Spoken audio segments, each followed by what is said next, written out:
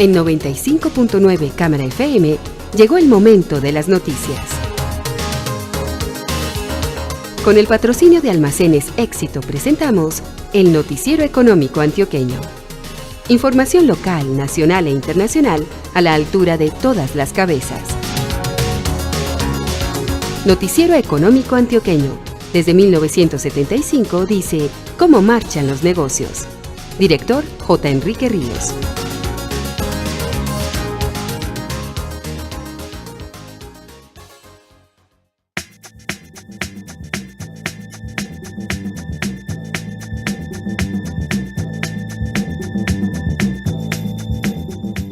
Muy buenos días, sea usted bienvenido. Hoy es lunes 25 de marzo de 2019. Esta es la emisión 18.465 que ofrecemos en nombre de Almacenes Éxito. Todos podemos aprender de todo. Escuelas de trabajo, arte, cuerpo, naturaleza e idiomas. Educación para la vida con fama.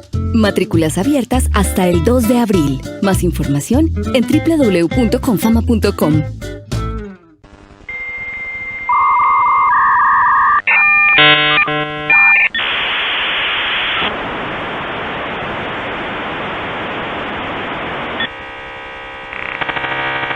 Tu éxito ya estaba ahí cuando el Internet sonaba así.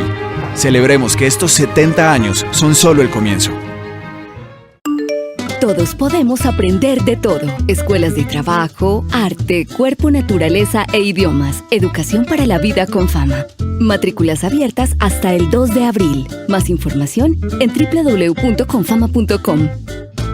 El periodista Douglas Balbín Vázquez nos presenta al invitado de esta mañana. Muy buenos días a los oyentes del Noticiero Económico Antioqueño, bienvenidos a esta emisión. Hace varios meses, un grupo peruano con cerca de 30 años de experiencia en el sector salud adquirió a una de las entidades de la salud más importantes de Antioquia y del país, la promotora médica Las Américas, dueña, entre otras, de la Clínica Las Américas y del Instituto de Cancerología. Su representante en Colombia, el presidente en Colombia del grupo AUNA, del grupo peruano AUNA, es Andrés Ángel, a quien conocimos del lado del aseguramiento, ahora lo estamos conociendo del lado de la prestación. Y con él vamos a hablar en esta emisión acerca de la llegada de este nuevo actor a Colombia, al sector salud, y de las perspectivas y de los planes que tiene AUNA en Colombia. Doctor Andrés, muchas gracias por su atención esta mañana en el Noticiero Económico Antioqueño, bienvenido. Y en primer lugar, ¿por qué AUNA, antes de hablar de lo que es AUNA y de sus planes, por qué decide invertir en Colombia y concretamente en el Grupo Empresarial Las Américas? Gracias, Douglas, por llevarnos a tu programa. Y bueno, muchas gracias por preguntarnos y por estar aquí un poco tratando de entender cuál es el futuro y lo que estamos pensando hacia adelante. A ver, diríamos que lo más importante es que yo quisiera empezar por un tema como positivo, y es que nosotros los colombianos estamos muy dados en el sector salud a ver muchos problemas asociados al sector. Pero cuando uno se para un poco desde afuera y empieza a analizar la realidad del sector salud Colombia, se encuentran muchas cosas positivas. Encuentra que es un país que tiene un nivel de cobertura casi universal, que tiene unos actores importantes dentro del sector de la salud, tanto aseguradores como prestadores, que hay un Estado que está invirtiendo recursos importantes como porcentaje del PIB, que ha venido creciendo en los últimos años, que tiene un cuerpo médico profesional, con una serie de universidades muy importantes en el país para estudiar medicina. Entonces uno empieza a ver un contexto macro que es un poco diferente al que estamos acostumbrados quienes hemos estado inmersos dentro del sector salud constantemente, porque desafortunadamente como colombianos siempre estamos viendo un poco más la noticia mala que las posibilidades futuras y lo bueno que hay en el sector. Y eso es un poco lo que vio AUNA en Colombia.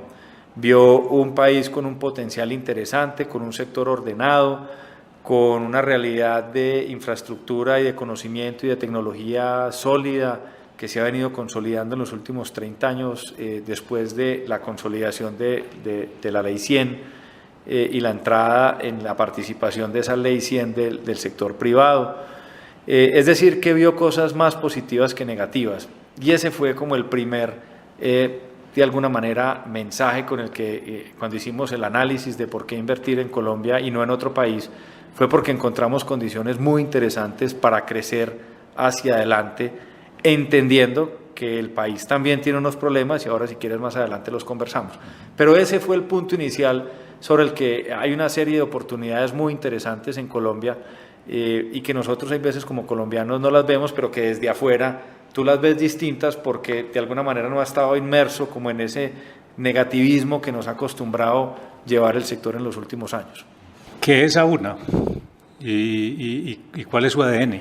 Pues mira, el ADN de AUNA es básicamente una historia muy similar a la de las Américas. Es un grupo de médicos, radiooncólogos, que hace más o menos 30 años se junta para hacer su práctica médica radiooncológica y rápidamente se dan cuenta que en el Perú ese ciudadano que tiene un problema de cáncer está muy desprotegido porque el sistema de aseguramiento social del Perú no tenía una cobertura y una protección importante para ese ciudadano.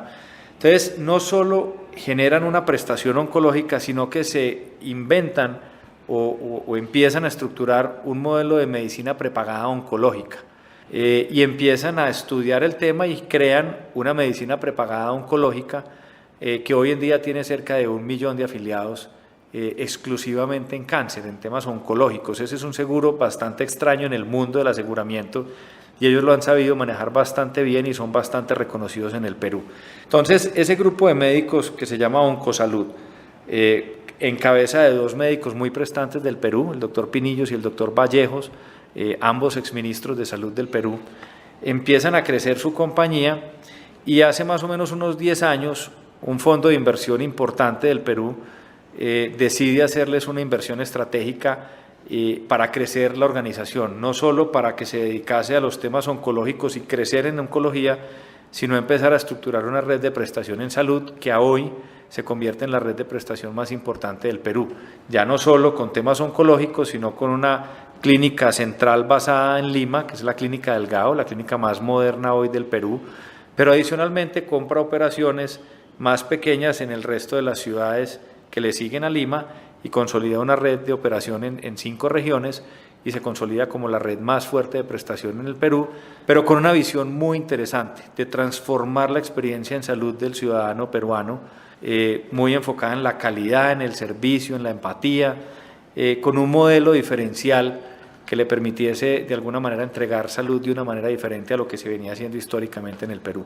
Entonces el ADN de AUNA, que se constituye como marca a raíz de la inversión que hace Enfoca como fondo de inversión en Oncosalud y constituye AUNA como la marca que aglutina el anterior Oncosalud y la serie de clínicas que se han venido desarrollando. Entonces hoy AUNA aglutina la operación más grande en prestación de servicios de salud en el Perú y adicionalmente una red de medicina prepagada oncológica de hoy 1 millón de afiliados en un modelo bastante innovador en seguros prepagados oncológicos. ¿Cuántas entidades evaluó AUNA en Colombia y por qué escogió las Américas? ¿Qué encontró en las Américas? Bueno, evaluó varias y seguimos evaluando y ahora hablamos un poco de ello porque creemos que ahí hay un reto interesante.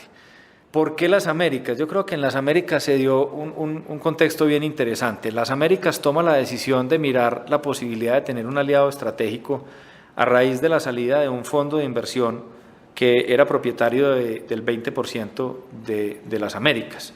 Y ese fondo de inversión tenía un mandato de salida de 5 años. Entonces, la promotora busca a BTG Pactual como banca de inversión para encontrarle un accionista reemplazante a ese 20%.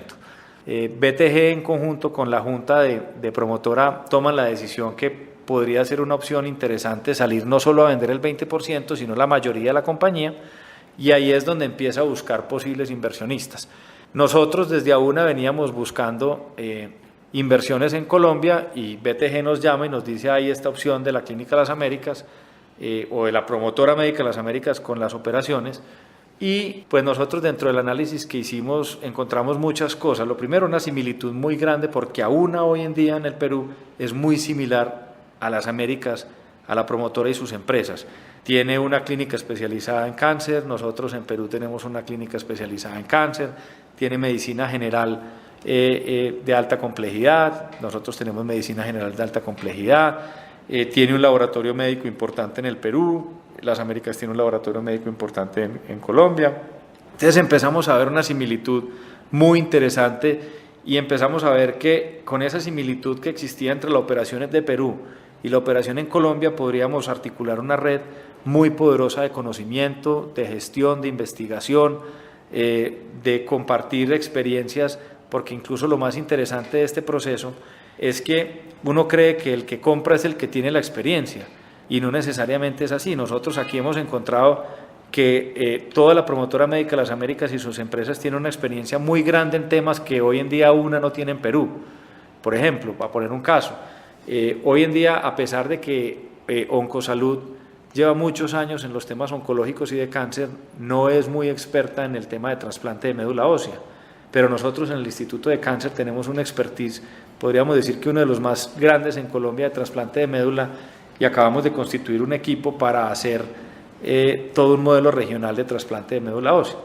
Entonces, lo que nos permitió ver aquí es que era una organización con la cual podríamos traer conocimiento y experiencia desde el Perú, pero que podríamos llevar muchísimo conocimiento y experiencia de Colombia al Perú y articular un modelo en red muy bien estructurado, que comparta conocimiento, que comparta innovación, que comparta sinergias en temas de compras a futuro, que haya un intercambio de conocimiento permanente, y ese de alguna manera fue lo que nos hizo pensar que las Américas era una de las muy buenas opciones que teníamos para entrar en Colombia. Tras esa adquisición, doctor Andrés Ángel, presidente de AUNA, y la toma pues de la administración, ¿qué retos están identificados en las Américas? Bueno, tenemos varios retos. O sea, el primero de ellos es un reto, como lo hemos denominado nosotros, trabajar Colombia con Colombia. Acordémonos que la promotora médica de las Américas era una organización que la promotora era accionista mayoritaria en unas empresas y era accionista totalitario en otras. AUNA entra y compra el 100% de la operación de todas las compañías.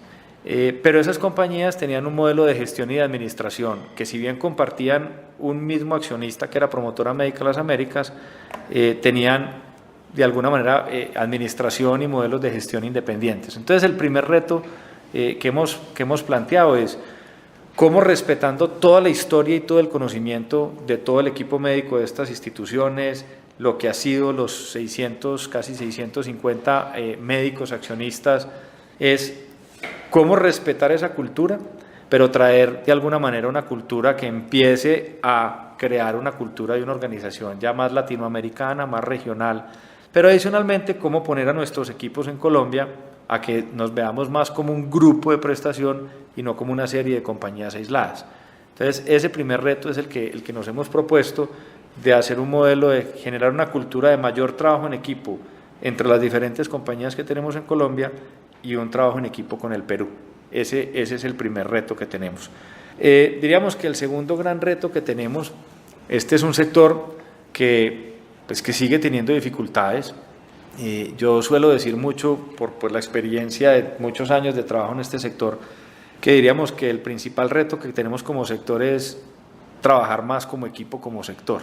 Nosotros hemos sido muy críticos históricamente entre aseguradores, prestadores, sociedades de médicos, farmacéuticas, y la verdad es que el país necesita de un modelo más unido de sistema que permita mostrar todo lo bueno que tiene y resolver los problemas de caja o de liquidez que tiene el mercado. Entonces, nosotros creemos que uno de los grandes retos que asumimos, porque no ha cambiado mayor cosa, y ahora hablamos un poco de las perspectivas, que es otra de las razones que nos motivaron a entrar en Colombia, es cómo lidiar un poco con los problemas de liquidez de corto y mediano plazo que sigue teniendo el sector. Y eso se hace de dos formas. Primero, teniendo una muy buena relación con los clientes individuales y empresariales, llámese aseguradores del régimen contributivo, medicinas, pólizas y medicinas prepagadas, y tratando de generar relaciones de mayor largo plazo.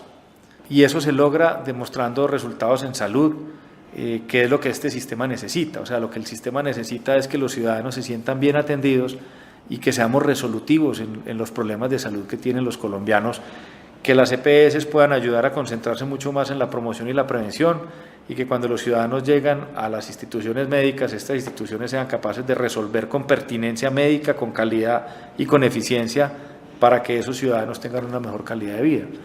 Y ese reto pues requiere de seguir formando a nuestros médicos, de ser cada vez más eficientes en la prestación, de tener cada vez tecnologías de información más integradas, de integrar la información del ciudadano con el asegurador y el prestador. O sea, hoy es ilógico que un ciudadano tenga que salir con N número de carpetas porque la historia clínica de un lado no se comunica con la otra, y mucho menos con la otra, y mucho menos con el asegurador.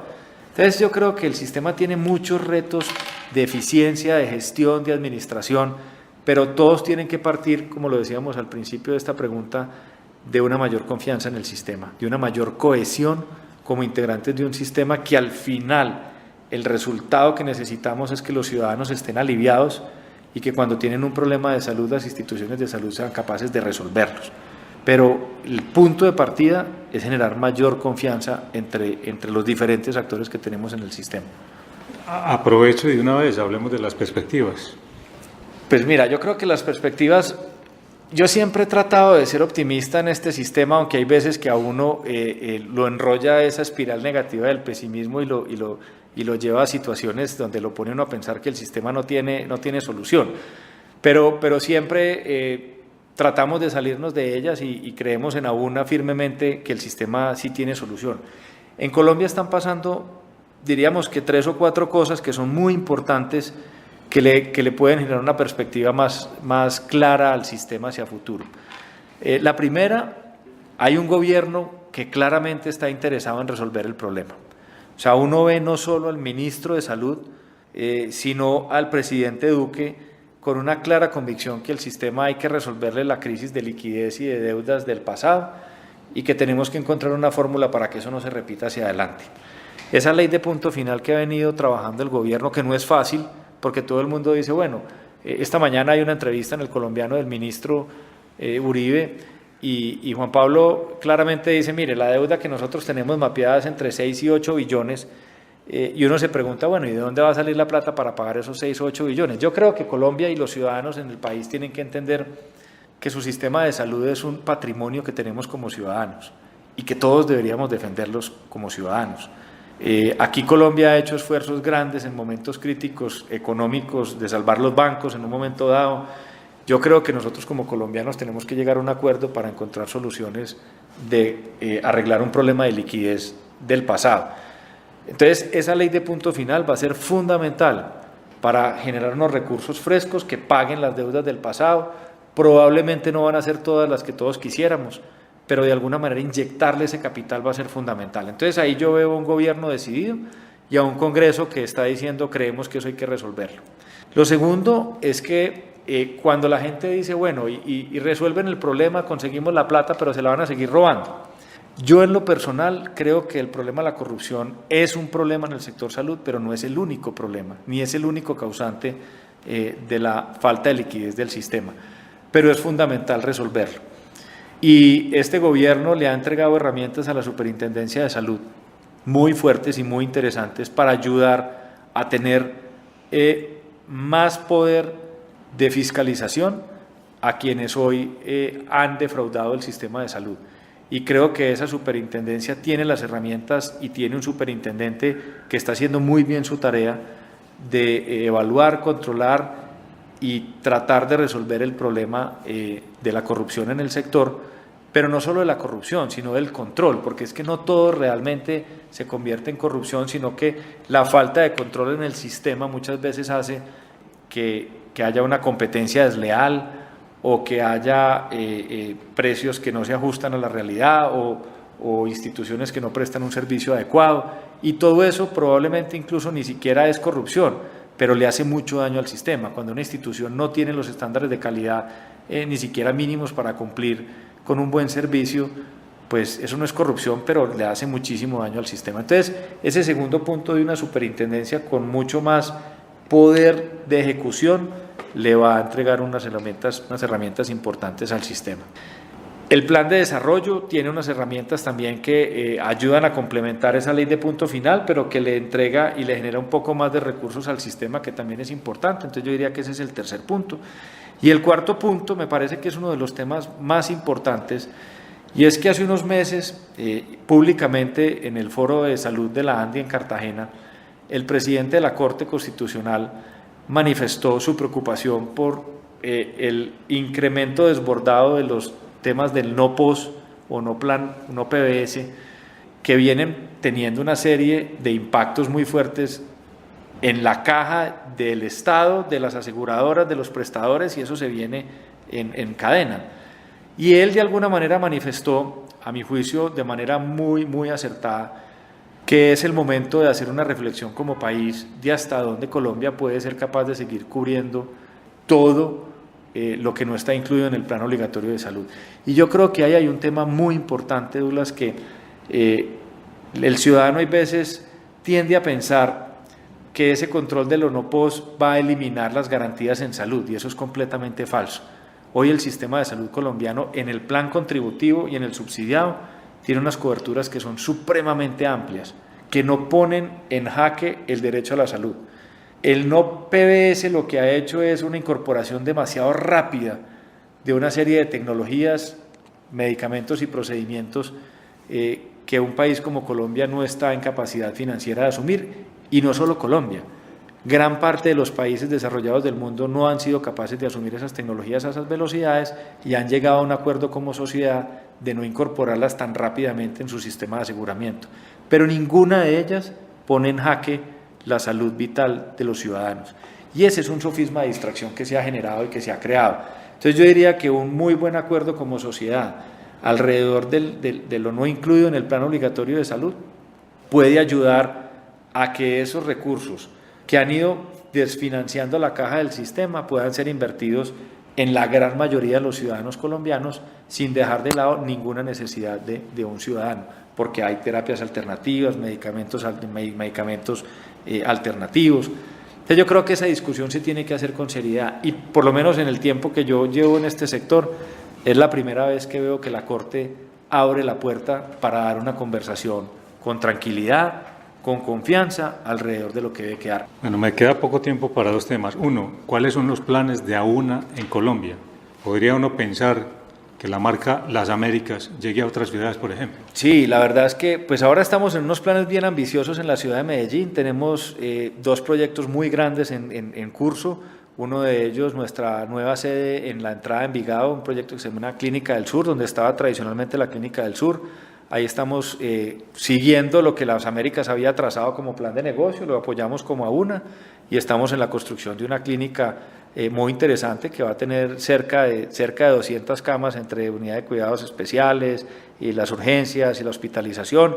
Es un proyecto que va a cubrir una zona de la ciudad en la cual había una deficiencia importante de camas, y es un proyecto muy grande. Estamos teniendo aquí también al frente de la clínica, en el Mall Arcadia, a final de este año abrimos un centro de atención ambulatoria que complementa los servicios que tenemos en la clínica, y es un modelo de complemento. O sea que en Medellín venimos haciendo una inversión importante, pero adicionalmente seguimos buscando y explorando opciones para el resto del país.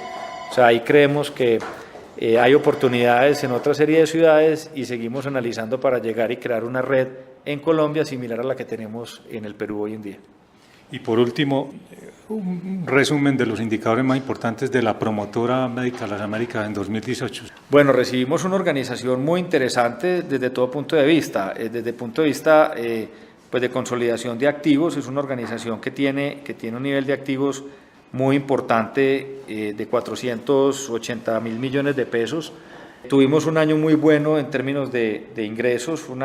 Los ingresos consolidados de la organización fueron 360.000 millones de pesos, con un crecimiento del 8,5% con respecto al año 2017, una cifra que nos deja muy contentos, pero que también da las capacidades de crecimiento, porque la infraestructura que tenemos ya está al tope, pues es lo que nos ha generado la necesidad de seguir creciendo e invirtiendo. Tenemos un resultado bastante positivo en el año 2018, con una utilidad neta de 15.500 millones de pesos, pero es importante entender que esa utilidad fue producto también de la compra que hizo la promotora de la participación del 100% de sus filiales, lo que hizo que ya toda la utilidad entrara a la promotora y no se distribuyera una parte a los accionistas individuales que tenía. Entonces diría que son muy buenos resultados, seguimos teniendo un Lunar como sistema, claramente el problema de cartera sigue siendo importante, tenemos deudas importantes con algunas EPS y eso ha hecho que nosotros también tengamos que sufrir un poco la consecuencia de